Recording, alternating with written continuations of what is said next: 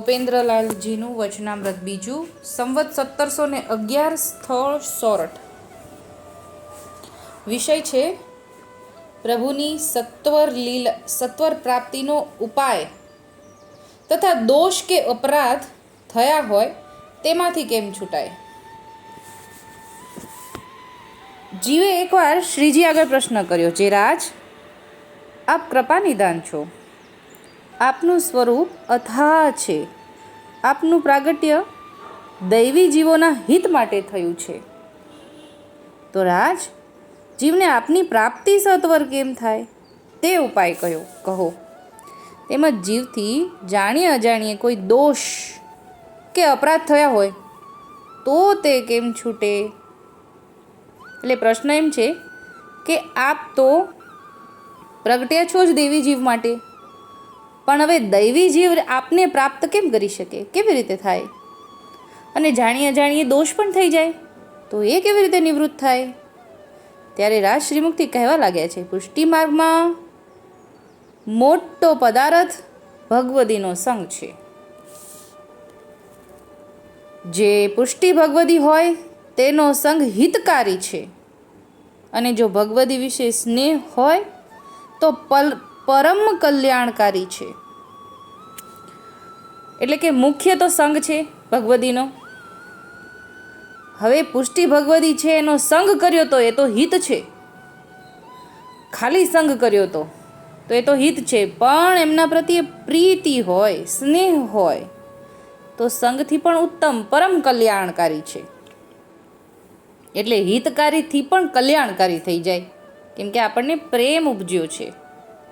જો ભગવદી વિશે અમારા સ્વરૂપનો ભર ઉપજે અને તેમાં ભગવદ ભાવ આવે, તેની આજ્ઞાનું હાર્દ સમજીને સેવા ટેલ કરે અને તેના સ્વરૂપનું ધ્યાન હોરનીશ રહે તો અમારી પ્રાપ્ત વેગે થાય.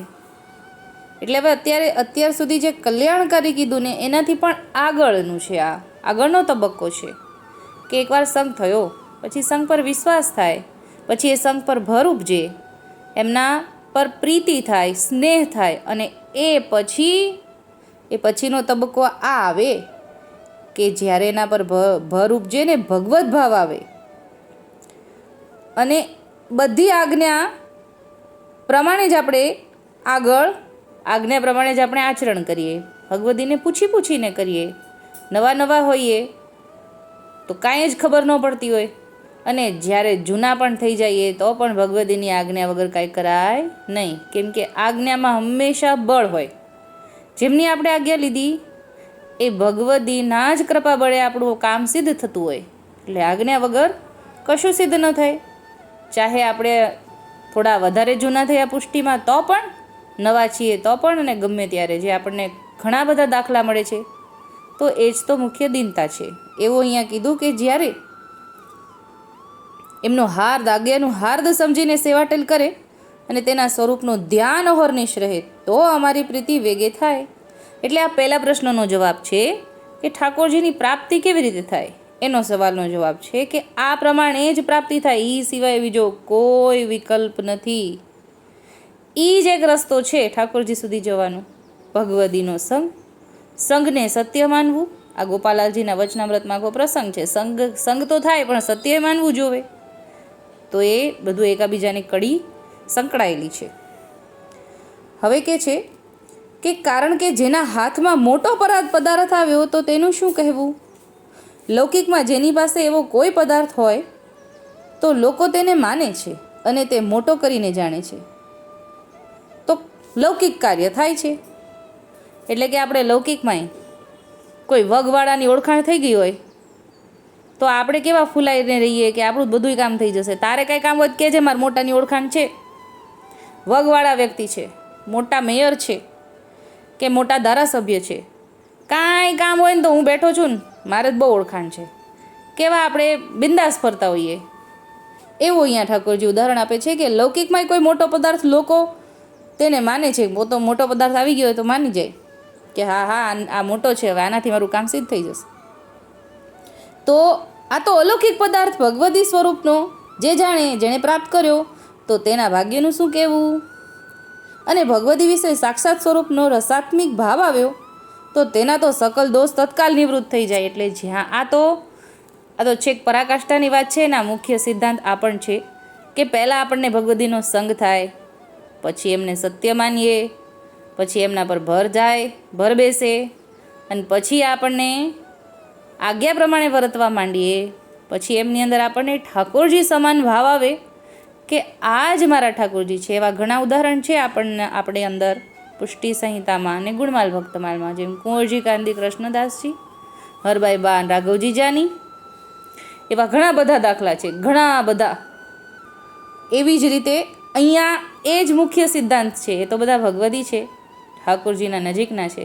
એ આપણને આવું આચરણ કરવાનું આ જ મુખ્ય સિદ્ધાંત છે. એવું જ પોતે કરીને આપણને શિખામણ કરી છે કે આ જ પ્રમાણે રહેવાનું, આ પ્રમાણે ભગવદીનો ભર હોવો જોઈએ, એવું અહીંયા આપણને ભૂપેન્દ્રલાલજી આજ્ઞા આપે છે. જન્મ જન્માંતરના દોષ ક્ષણવારમાં ભોગવાવીને છોડે. જન્મ જન્માંતરના દોષ ક્ષણમાં ભોગવાવીને છોડે. એટલે જ્યારે ઠાકોરજી જેવો ભાવ બેસી જાય, અનુભવની ભાવ બેસી જાય ભગવદી પર તો પ્રત્યે કે આ જ મારા ઠાકોરજી, તો જન્મ જન્માંતરનો દોષ ક્ષણવારમાં ભોગવીને છોડે અને એક જ જન્મમાં ભગવદ લીલાની પ્રાપ્તિ થઈ જાય. એટલે કે આ તો ભગવદી જ કરી શકે, બાકી કોઈનું સામર્થ્ય નથી. પુષ્ટિ માર્ગ સીધો ગોલોકધામ સુધીની પ્રાપ્તિનો માર્ગ છે, અને ભગવદી સિવાય ગોલોકધામની પ્રાપ્તિ કોઈ કરાવી શકે નહીં. કોઈ દેવી દેવતા પણ નહીં, કોઈનું સામર્થ્ય નથી. 14 લોકમાં કોઈનું સામર્થ્ય નથી. એટલે જો જન્મ જન્માંતરના દોષ ક્ષણવારમાં ભોગવાવીને છોડે, એટલે કે જેના હિસાબનો ચોપડો બહુ લાંબો હોય, ભોગવે છૂટકો નહીં, એનુંય નિવૃત્તિ થઈ જાય. એ માત્ર ભગવદીના હાથમાં છે. આપણને વિશ્વાસ રાખવાનો છે અને આજ્ઞા પ્રમાણે જીવવાનું છે. અને આવું ક્યારે થાય? જ્યારે એમની અંદર આપણને ઠાકોરજી જેવો ભર બેસી જાય ત્યારે થાય. જન્મ મરણનો ભય મટે પણ ભાવ વિશુદ્ધ જોવે, એવો ભાવ ભગવદી કૃપા કરે ત્યારે દાન થાય. એટલે કે આપણો અંદર અગર જો આપણને ભગવદી પર ભાવ શુદ્ધ છે તો, પણ હવે આ શુદ્ધ ભાવ ક્યારે? ભગવદી કૃપા કરે ને તો જ બધું આગળ થાય. જે રાજ એવો ભાવ ક્યારે આવે અને કેમ રહે? એટલે આવો વિશુદ્ધ ભાવ કેવી રીતે આવે, ક્યારે આવે અને રહે કેવી રીતે? એ સ્થિર પણ રહેવો જોઈએ ને ભાવ તો. આ તો મન છે, ઘડીક વાર આમ કે ઘડીક વાર આમ કે. ના એવું તો કંઈ હોય? અરે ના એ કે છે સાચું હશે. એટલે ઘડીક વાર મને તે મરકટ જેવું છે, ઘડીક વાર આમ કૂદકો મારે. તો એ સ્થિર કેમ રહે એવું સમજાવે છે. પ્રશ્ન એમ પૂછે છે કે ભાવ આવે ક્યારે ને રહે કેમ એવો ભાવ? ત્યારે આપ શ્રીમુખથી કહ્યું, જો ભાવ તો સર્વોપરી છે. જીવ પોતાનું અભિમાન, અહમતા, મમતા છોડી દે અને પોતાનું સર્વસ્વ સોંપી દે, દૈન્ય થઈને રહે, એટલે કે દીન થઈને રહે, અલૌકિક પદાર્થ પ્રાપ્ત કરવામાં મન લલચાઈ રહે, તો ભાવ ફલરૂપ થાય. એટલે કે ભાવ ક્યારે રહે? ભાવ છે ને એકવાર એક જ ભાવ રહે. હૃદયમાં એટલી બધી જગ્યા નથી, આપણું હૃદય એટલું બધું મોટું નથી કે એક સમયે 2-3 ભાવ સચવાઈ રહે, એવું નથી. એક સમયે એક જ ભાવ રહે, કાં તો અહમતા હોય કાં તો મમતા હોય, પછી ભાવ બદલાય. એટલે તો મનને મરકટ જેવું કીધું ને. એટલે ઘડીક વારમાં આપણને સારું લાગવા માંડે, ઘડીક વારમાં ખરાબ લાગવા માંડે, અને ઘડીક વાર લાલચ થાય, ઘડીક વાર લૌકિકમાં જાય જીવ, ઘડીક વાર અલૌકિકમાં જાય જીવ.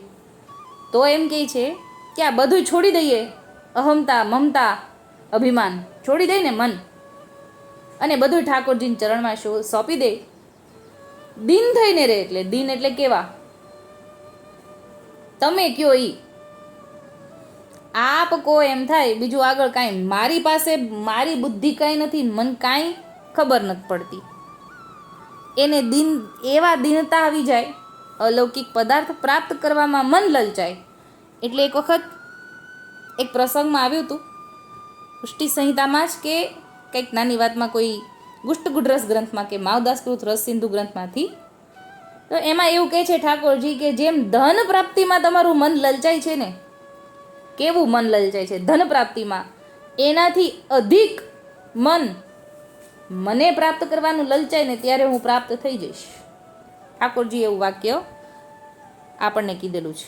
તો અહીંયા એવું કહે છે કે અલૌકિક પ્રાપ્ત કરવામાં મન લલચાઈ રહે તો ભાવ ફલરૂપ થાય, પણ જીવને સર્વોપરી સાચા સાચ એક વૈષ્ણવ હોય તો સર્વ કાર્ય સિદ્ધ થાય. પુષ્ટિ માર્ગમાં રસાત્મિક ભાવ જે છે તે તો મુખ્ય છે, તેનાથી પ્રભુ શીઘ્ર પ્રસન્ન થાય છે. તેથી આ માર્ગ જે છે તે સર્વોપરી તેને લીધે કહેવાય છે. કેમ સર્વોપરી કહેવાય છે? કેમ કે જે પુષ્ટિ માર્ગમાં રસાત્મિક ભાવ મુખ્ય છે. સાધન વાધનની કાંઈ જરૂર નથી. મનનું સમર્પણ કરી દો તો મન જ્યાં જાય ત્યાં તન જાય.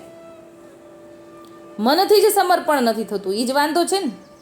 એટલે કહે છે કે ભાવ જ મુખ્ય છે, રસાત્મિક ભાવ, અને એનાથી શીઘ્ર પ્રભુ પ્રસન્ન થાય. પણ ઠાકોરજી શીઘ્ર પ્રસન્ન થાય એટલે તો આ માર્ગ સર્વોપરી છે એમ કીધું. જે આ માર્ગમાં સર્વ કાંઈ રસાત્મિક છે. શ્રી ઠાકોરજીની લીલા સર્વ રસિક છે અને તેને અંતરંગ રસિક ભગવતી જ જાણે. એટલે ઠાકોરજીની નજીકના હોય જ જાણે. આપણ કોણ કે ભગવતી કે ભગવતીનું દર્શન થઈ આપણા સાટું લખીને ગયા છે. ઠાકોરજીનું સ્વરૂપ, ઠાકોરજીની લીલા, આ બધું આપણા માટે લખ્યું છે. બાકી તો એકાબીજા એક જ છે. ગોલોકમાં પણ આ અનુભવ કરે જ છે, પણ આ બધા આપણા માટે એ લોકો અનુભવ કર્યું છે અને આપણા માટે મોકલીને ગયા છે. જીવમાં શુદ્ર ભાવ આવ્યો એટલે કે હલકો ભાવ આવ્યો ત્યારે આસુર થયો જાણવો. જેમ તાદર્શી ભગવતીનું અગાધ મહાત્મય છે ને, તેના જૂઠણની એક કણકા બરાબર કોઈ પદાર્થ બ્રહ્માંડમાં નથી. જેના માટે બ્રહ્મા મચ થયા અને એવા ભગવતીની જૂઠણની આશા કરી અને મચ થયા, પણ અધિકાર વિના કેમ મળે? જો બ્રહ્માજી ભગવતીના જૂઠણનો મહિમા જાણતા હતા, તેથી તેને પ્રાપ્ત કરવા માટે મચ્છ થયા. બ્રહ્માના પદને છોડ્યું ને તુચ્છ મચ્છનું પદ લીધું, પણ અધિકાર નહીં તો કેમ મળે? પણ કોઈ કૃપાથી ભગવતી પોતાના જૂઠણનો કણ લઈને આપે ત્યારે જાણવું જે મારો જન્મ સફળ છે. એટલે હવે આપણે અહીંયા શું જાણ્યું કે જેમ તાદર્શી ભગવતીનું મહાત્મય છે એમ એનું જૂઠણની કણકા બરાબર કોઈ પદાર્થ બ્રહ્માંડમાં નથી. એટલે બ્રહ્માંડમાં સૌથી ઉત્તમ પદાર્થ ઠાકોરજીએ ભગવતીની જૂઠણ કીધું, જે બધી વસ્તુની સિદ્ધિ કરાવી દે છે. એવું અહીંયા આપણને કહે છે. જેમ બ્રહ્માજી જાણતા હતા તોય બ્રહ્મપદને છોડીને તુચ્છ મચ્છનું પદ લીધું, પણ અધિકાર વગર ન મળે ને. જો આપણે જાણતા નથી એવી વસ્તુ આપણને મળી ગઈ છે એટલે આપણને મહત્વ નથી. આ વસ્તુ બહુ મગજમાં રાખવા જેવી છે કે આપણે કેવા ઘરમાં, કેવા ઠાકોરજીની 3 સરી માળા ધારણ કરી છે, આપણે હજી જાણતા નથી, છતાંય આપણને અધિકાર મળી ગયો છે. અને બ્રહ્માજી જૂઠણનું મહત્વ જાણતા હતા પણ અધિકાર ન મળ્યો.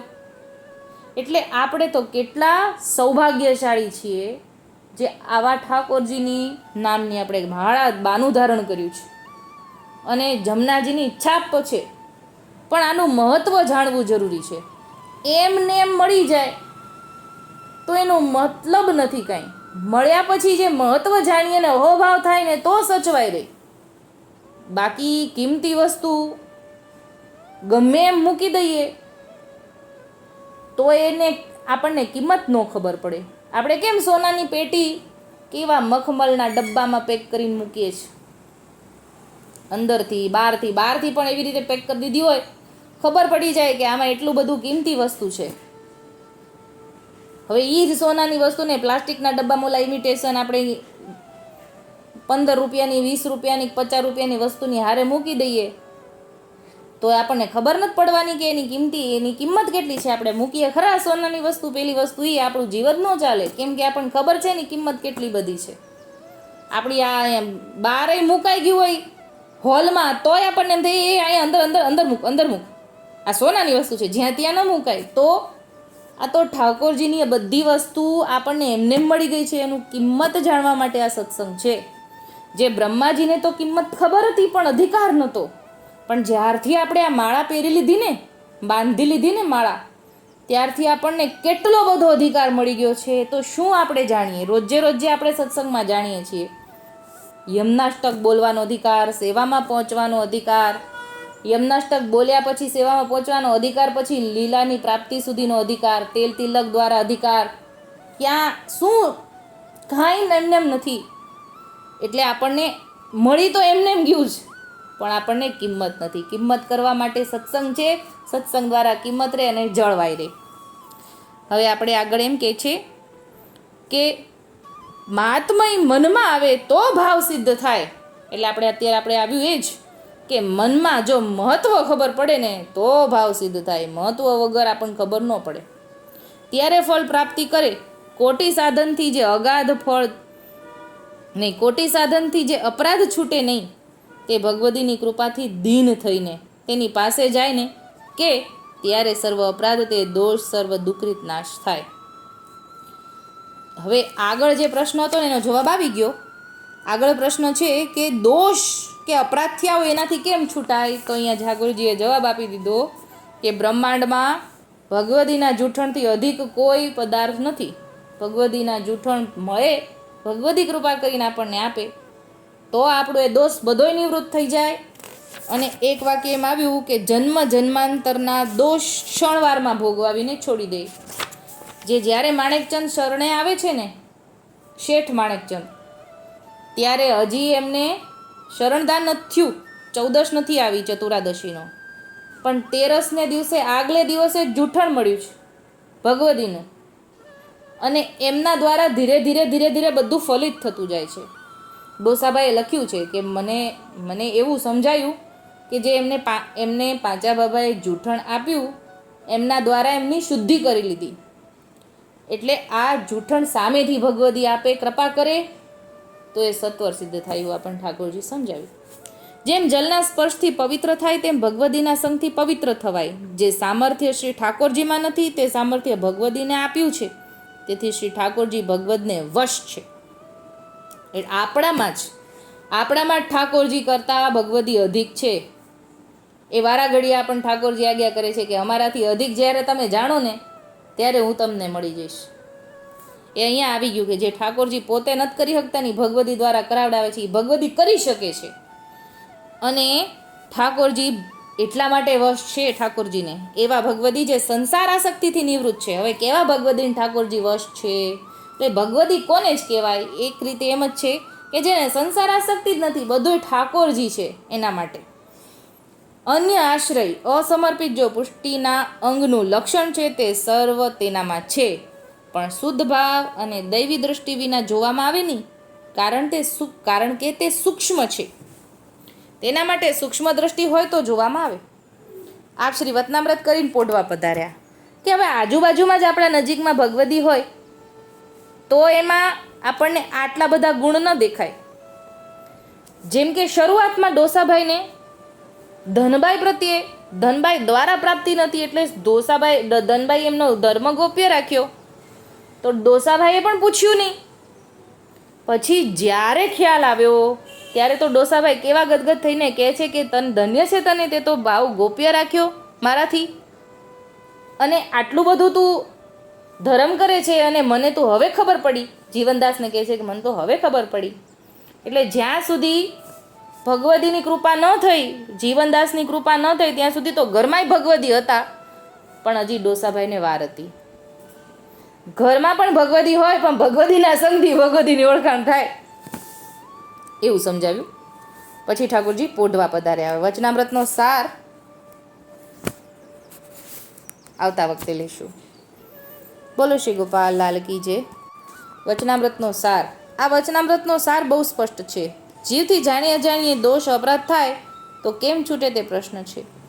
તેમજ ભગવત પ્રાપ્તિ જલ્દી કેમ થાય. જીવને જ્યાં સુધી સ્વસંપ્રદાયનું જ્ઞાન નથી, માર્ગમાં નિષ્ઠા નથી, ત્યાં સુધી જીવથી જાણીએ કે અજાણીએ દોષ અપરાધ થવાના જ છે. એટલે માર્ગનો સિદ્ધાંત ન સમજાય તો દોષ થાય, એ તો સીધી વાત છે. કે ખબર જ ન પડે કે આ નથી કરવાનું, આ કરવાનું છે, પછી કરવાના જ છે, ભૂલ થવાની જ છે. તે દોષ અપરાધ ન પડે તે માટે તેની સાવધાની રહે, તેના માર્ગની શિક્ષા પ્રાપ્ત કરવા માટે મહાનુભાવી ભગવદીનો સંગ નિત્ય પ્રતિ કરવા કહ્યું. ભગવદી હોય પાસે તો એમ કે આમ ન કરાય, આમ કરાય, જો આ કરીશ તો દોષ પડશે. કોઈની નિંદા ન કર, કોઈના દોષ ન જો. નિંદા કરતા પહેલાં મનમાં તો આવે ને, મનમાં હોય એ નીકળે તો પહેલાં મનમાંય નહીં લાવવાનું. આવી બધી ભગવદી હોય તો શિખામણ આપે. બાકી તો આખું જીવન બોલ્યા કરીએ, આ તો આવો છે, આ તો તેવો છે, અહીંયા મેં આમ જોયું, અહીંયા તેમ જોયું. જાય તો બધે ધર્મમાં જ, પણ જોઈને શું લાવે? દુર્યોધન વેડા, યુધિષ્ઠિર વેડા નહીં.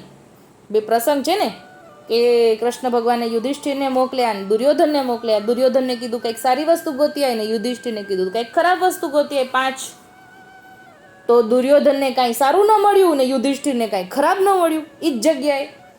એટલે આ દુર્યોધન વેડા કહેવાય કે બધી જગ્યાએથી તમને ખરાબ જ મળે છે. તો એવો કંઈક સારો સંગ મળે તો ખબર પડે કે ના આ નથી કરવાનું. એટલે અહીંયા કહે છે કે અપરાધ ન પડે તે માટે સાવધાની રહે, તે માટે ભગવદીનો સંગ નિત્ય પ્રાપ્ત કરવા કહ્યું, જેથી તેના દ્વારા માર્ગનું ખરું જ્ઞાન પ્રાપ્ત થાય તો દોષ અપરાધમાંથી બચી શકાય. આ જ વતનામૃતનો સાર હાકલમાં પણ જણાઈ આવે છે કે તરવાની પેર એક જ કહીએ, જો મન વાત વિચારી લઈએ, ભગવદીઓનો આવે ભાવ, ચરણ નામ તણું સુખ નાવ, પુષ્ટિજનના ગ્રહીએ પાય, શ્રીજી તત્ક્ષણ હોય સહાય. તેમાં બીજા પ્રશ્નનો ખુલાસો પણ આવી જાય કે શ્રીજીની પ્રાપ્તિ જલ્દી કેમ થાય? તો તેના જવાબમાં છે પુષ્ટિ ભગવદીનો સંગ. એનો આશ્રય ગ્રહણ કરે તો શ્રીજીની પ્રાપ્તિ જલ્દી સત્વર થાય. તત્ક્ષણ શબ્દ વાપર્યો છે એટલે કે તુરંતમાં જ. તેમજ ભગવદીની જૂઠણનો મહિમા સમજાવ્યો. જૂઠણ એટલે ભગવત પ્રસાદ પહેલાં ભગવદીને લેવરાવીએ અને પછી જે વધે તે ભગવદીનું જૂઠણ મહાપ્રસાદ કહેવાય. એટલે ત્રીજી પંગતે બેસો એટલે મહાપ્રસાદ મળે ટૂંકમાં. અત્યારે કોઈની જૂઠણ લેવા કરતાં આ પણ એક મહાપ્રસાદ છે. બધાય ભગવદીઓ પહેલી કાં તો બીજી પંગતમાં તો બેસવાના જ છે પ્રસાદ લેવા. એ સૌથી છેલ્લી પ્રસાદ પંગતે બેસવું. એટલે જેટલા જેટલા ભગવદીઓએ લીધા હશે એ પછીનું જે બાકી તપેલામાં બચ્યું છે એ મહાપ્રસાદ તો થયો ને થયો જ. તો એનાથી પણ દોષ નિવૃત્ત થાય. જૂઠણ એટલે પ્રસાદ પહેલાં ભગવદીને લેવરાવીએ ને પછી જે વધે એ જૂઠણ. તેની બરાબરીમાં કોઈ પદાર્થ બ્રહ્માંડમાં આવી શકે તેમ નથી તે સમજાવ્યું. પ્રભુની સર્વલીલા અલૌકિક રસાત્મિક છે, તેમાં વિપરીત ભાવ ન લાવવો, તેમજ લૌકિક બુદ્ધિ ન કરવી. પુષ્ટિ જનકો પ્રબલ બલ ભજનાનંદ ભરપૂર, પ્રગટ પુષ્ટિ કે પદ ગ્રહે લોકલજ્જા ચકચૂર. લોકલાજ અને કુલકાની છૂટે ને ત્યારે ભગવદી પુષ્ટિ ભગવદી વિશે ભર ઉત્પન્ન થાય અને તેના સંગમાં નિત્ય રહેવાથી માર્ગ નિષ્ઠા કેળવાય. આ બધું પોતાના ઘરના સાહિત્ય અને સત્સંગ દ્વારા પ્રાપ્ત થાય. તેમાં અન્ય સાહિત્ય કોઈ કામનું નહીં. શું આ બધું કોના દ્વારા સિદ્ધ થાય એમ કીધું? શું કીધું? આ બધું જે માર્ગનો સિદ્ધાંત છે ને એ આપણા જ ઘરના સાહિત્ય અને સત્સંગ દ્વારા પ્રાપ્ત થાય, બીજા કોઈ સાહિત્યથી નહીં. ઘણા એ બધા ગ્રંથ છે, પુષ્ટિ માર્ગમાંય ઘણા છે. આપણા ઘરમાં બધું આપણો જવાબ મળે. આપણા ઘરની બહાર અગર જઈએ, પુષ્ટિ માર્ગની બહાર તો જઈએ ને તો કાંઈ આપણા ગોપાલાલનું કે આપણા ઠાકોરજીનું વિશે કાંઈ પુષ્ટિ માર્ગના ઠાકોરજીનું કાંઈ ન ખબર પડે. એટલા માટે આપણા ઘરના ગ્રંથમાં આપણા ઠાકોરજીનું સ્વરૂપ વિશે બધું જ આપેલું છે, આપણા ઘરના સિદ્ધાંત વિશે બધું આપેલું છે. તેથી પ્રભુજીના વતનામૃતનો નિત્ય અનુભવ કરવો, જેથી સ્વમાર્ગની રીતભાત પ્રણાલિકા હૃદયારૂઢ થશે. આજે દિન પ્રતિદિનનો સત્સંગનો અભાવ વધતો જાય છે. સ્વમાર્ગના ગ્રંથોનું વાંચન નથી થઈ રહ્યું, જેથી દિન પ્રતિદિન સ્વમાર્ગથી વિચલિત થતું જવાય છે, જેમાં જરા પણ શંકાને સ્થાન નથી. પરિણામે બહિર્મુખતા વધતી જાય છે. તેના કારણે સ્વમાર્ગનું આચરણ શિથિલ થઈ ગયું છે અને અનેક ભ્રમણાઓ ખોટી ઘૂસી ગઈ છે. એટલે કે જ્યાં સત્સંગ નથી ને ત્યાં આવું થાય જ. સત્સંગનો અભાવ છે. ઘણી બધી જગ્યાએ સત્સંગ જરૂરી છે, બધે સત્સંગ જરૂરી છે. સત્સંગ કોને ન જરૂરી હોય? જે ઠાકોરજીને જાણતા ન હોય એને જરૂરી હોય, જે જાણી ગયા હોય એને વધારે જાણવાની જરૂર હોય, અને જે બધાય એકદમ ઠાકોરજી પાસે પહોંચી ગયા હોય એને બીજી કોઈ વસ્તુ નજીકમાં ન આવે એના માટે ઠાકોરજીની નજીકમાં રહે એના માટે સત્સંગ જરૂરી છે. એટલે સત્સંગ તો બધાય જરૂરી છે. માત્ર પોતાના ઘરના સત્સંગનો અભાવ જ જોવામાં આવે છે. તેના કારણે મિથ્યા અભિમાન જાણકારીનું વધુને વધુ વધતું જાય છે. તે અટકાવવા માટે પ્રભુજીના વતનામૃત તેમજ મહાનુભાવી ભગવદીની વાણી તે જ આ બધું અટકાવી શકે અને સાચા માર્ગે વાળી શકે તેમ છે. હવે મહાનુભાવી ભગવદીની વાણી એટલે આ પુષ્ટિ સંહિતા ભગવદીની વાણી છે. આમાં બધાય ભગવદીઓએ મેળાપ કર્યો છે અને પુષ્ટિ સંહિતા આખું મંડાયું ઠાકોરજીએ. ભગવદીની વાણી એટલે શું? પુષ્ટિ પ્રકાશ ગ્રંથ. આજે ભાણજીભાઈ છે, રાઘવજી જાની છે, બિહારીદાસ છે, આ બધાય ભેગા મળીને બધાય પોતપોતે ગ્રંથ લખ્યા છે. એ જ ભગવદીની વાણી. અત્યારે આપણી પાસે એ જ એક નૌકા છે, બીજી કોઈ નૌકા નથી. ભગવદીની વાણી એટલે એ જ, બીજી કોઈ સમજવી જ નહીં. કેમ કે એ તો જીવ બુદ્ધિ છે, આપણે બધાય જીવ છીએ. ભગવદીની વાણી એટલે એ ગ્રંથ સિવાય બીજું કાંઈ ભગવદીની વાણી ન સમજવું.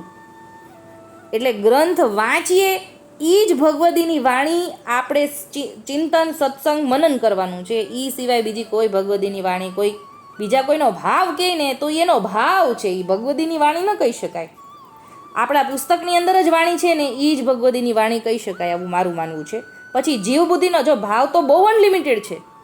કોઈ એમ કે આવો મારો ભાવ છે, આવો મારો ભાવ છે, તો ઘણાના ભાવ ખંડિત થાય. જે ઓથેન્ટિક છે, જે પ્રમાણની વાત છે, એ તો ભગવદી લખીને ગયા છે. આપણે એ જ આપણા ભગવદીની વાણી સમજવાનું, એ તો ઠાકોરજીએ અંદર બિરાજીને પ્રગટ કરાવ્યું છે. એ સિવાય કોઈ ભગવદીની વાણી ન સમજવી. અત્યારે આટલું જ બોલીને વચનામૃત 2 ગોપેન્દ્રલાલજીનું વચનામૃત 2 ને વિરામ આપું છું. બોલો શ્રી ગોપાલ લાલ કી જય.